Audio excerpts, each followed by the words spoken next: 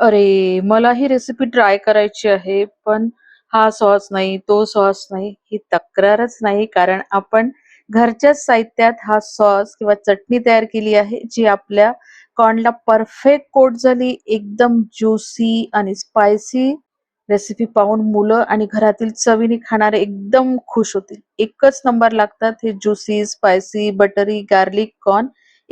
काय मग ट्राय करणार ना? नक्की करा. नमस्कार, सुषमा जल्दी वल्दी रेसिपीज अँड सॅलड मध्ये सर्वांचे खूप खूप स्वागत. आणि आज आपण सर्वांच्याच आवडीची स्पायसी ट्रेंडिंग मध्ये असणारी कॉर्नचं स्टार्टर तयार करणार आहोत. आजकाल तुम्ही जर कुठे बुफेटमध्ये गेला ना, तर हे स्टार्टर तुम्हाला पाहायला मिळतं, हॉटेलमध्ये पण मिळतं.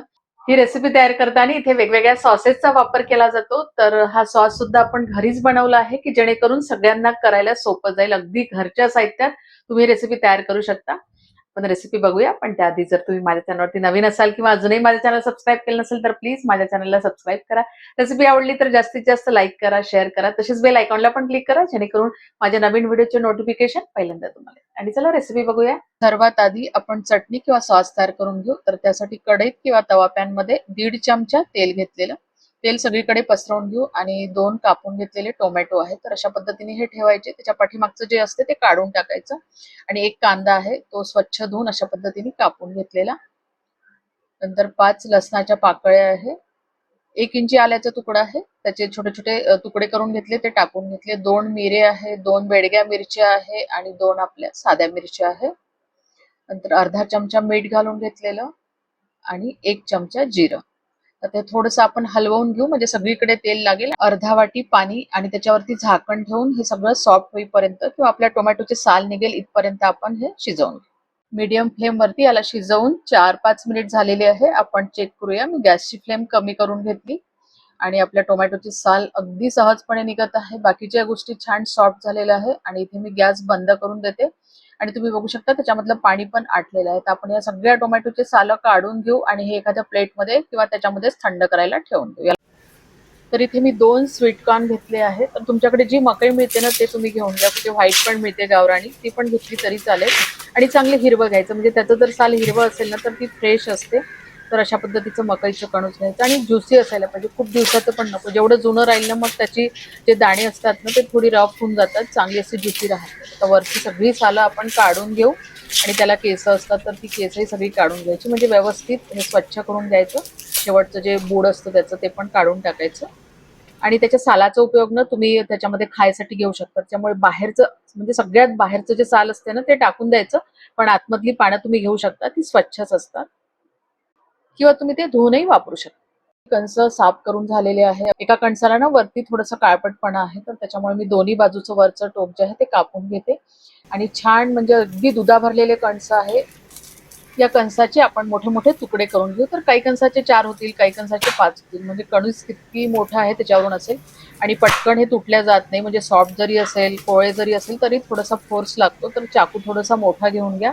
तर अशा पद्धतीने आपण हे दोन्ही कणस कापून घेऊ. तर तुम्ही बघू शकता अशा पद्धतीने हे तुकडे करायचे. मी दुसऱ्याही कणसाचे असे तुकडे तयार करून घेतलेले.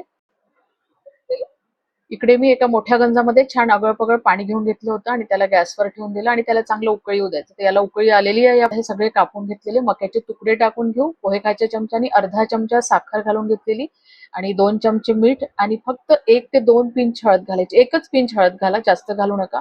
त्याच्यामुळे त्याचा रंग चांगला येतो, साखरेमुळे चव चांगली येते. आणि मीठ असं पाण्यात घालून घेतलं की 2 चमचे मुद्दाम घातलं, कारण पाणी आपलं जास्त होतं. आणि आता आपल्याला 5 ते 7 मिनिट हे बॉईल करून घ्यायचं आहे. आपले कंस बॉईल होतात तोपर्यंत आपण चटणी तयार करून घेऊ. हे सगळं थंड झालेलं आहे, तर ते एका मिक्सरच्या पॉटमध्ये घालून घ्यायचं. तर 1 चमचा चांगला भरून काश्मीरी मिरचीचं पावडर, अर्धा चमचा काळं मीठ आणि अर्धा चमचा साखर घालून घेऊ आणि अर्ध्या लिंबूचा रस. तर अर्ध्या लिंबूचा रस मी अशा पद्धतीने काढून घेते, म्हणजे त्याच्यामधल्या ज्या बिया आहे ना, ते हातावर येऊन जातात. बिया जर त्यात पडल्या ना, मग कडवटपणा येतो. आता झाकण लावून याची आपण छान प्युरी तयार करून घेऊ. आणि बघा किती मस्त आपली ही चटणी तयार झालेली आहे. हा रंग सुंदर आलेला आहे, परफेक्ट थिकनेस आहे. आणि ही चटणीच आपल्याला soya sauce, chilli sauce, Schezwan sauce या सगळ्या गोष्टीचा स्वाद देते. म्हणजे घरच्या घरी तुम्हाला काही विकत आणायचं नाहीये. मकईचे तुकडे बॉईल करून 7 मिनिट झालेले आहे आणि मस्त बॉईल झालेले आहे. रंग पण मस्त आलेला आहे. पण हळद घातली ना, त्याच्यामुळे छान रंग येतो त्याला. आणि आता गॅस बंद करून देऊ आणि आपल्याला हे सगळे तुकडे काढून घ्यायचे, कारण पाणी गरमच आहे. आणि हे सगळं ना याच सिक्वेन्सनी करून घ्यायचं, म्हणजे आपली जी रेसिपी आहे ती अशी गरमागरमच राहते आणि आपली ही मकई पण गरम असायला पाहिजे, म्हणून अशाच पद्धतीने करून घ्यायचं हे सगळं. असे ते पाण्यातून काढले की लगेच मसाल्यामध्ये घोळून घ्यायचे. तर इथे मी 25 ग्रॅम बटर घेतलेलं, 2-2.5 टेबलस्पून वगैरे असेल, आणि त्याच्यामध्ये 1 टीस्पून बारीक कापून घेतलेल्या लसणाच्या कळ्या आहे. ह्या थोड्याशा आपण याच्यामध्ये परतवून घेऊ. याचा रंग वगैरे चेंज होऊ नाही द्यायचा, हलकासा त्याचा स्मेल त्याच्यामध्ये आलेला. आणि आता आपण तयार करून घेतलेला मसाला त्याच्यामध्ये टाकून घेऊ. साधारण 5 ते 6 चमचे याच्यामध्ये टाकून घ्या, कारण आपली जी कणसं आहे ना त्या अंदाजाने मी टाकलेलं. आता एकदा हे परतवून घेऊ आपण छान. बघा मस्त रंग आलेला आहे आणि फ्रॅग्रन्स तर अप्रतिम येतो आहे त्याचा. आता त्याच्यामध्ये अजून थोडेसे काही मसाले आपण टाकू. तर 1 चमचा इटालियन सिझलिंग टाकून घेतलं, तुमच्याकडे नसेल तर अवॉइड करू शकता तुम्ही. 1 चमचा चिली फ्लेक्स टाकून घेतला पोहे खायच्या चमच्यानी, आणि पावच चमचा मीठ टाकून घेतलेलं. मिठाचं प्रमाण जे आहे ना ते तुम्ही तुमच्या सोयीने बरोबर मॅनेज करा, कारण आपण थोडं थोडं मीठ बरेच ठिकाणी वापरलेलं.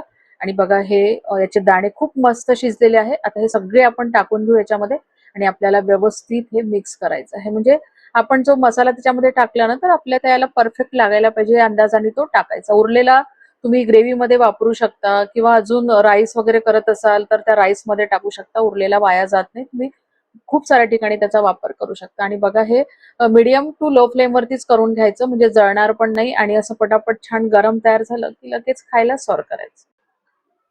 आणि तुम्ही बघू शकता मसाला परफेक्ट कोट झालेला आहे आपल्या सगळ्याच कॉर्नला. आता हे घ्यायचे कसे खाताना, नाहीतर सगळा मसाला आपल्या हाताला लागेल. तर टूथपिकचं एक घ्यायचं, ते सॉफ्ट होऊन जातात नंतर, आणि ते टूथपिकचं जे समोरचं टोक असतं ना ते आरामात त्याच्यामध्ये जायचं आणि त्याच्यामध्ये फसवलं की असं छान तुम्ही खाऊ शकता. चला गरमागरम सर्व करूया.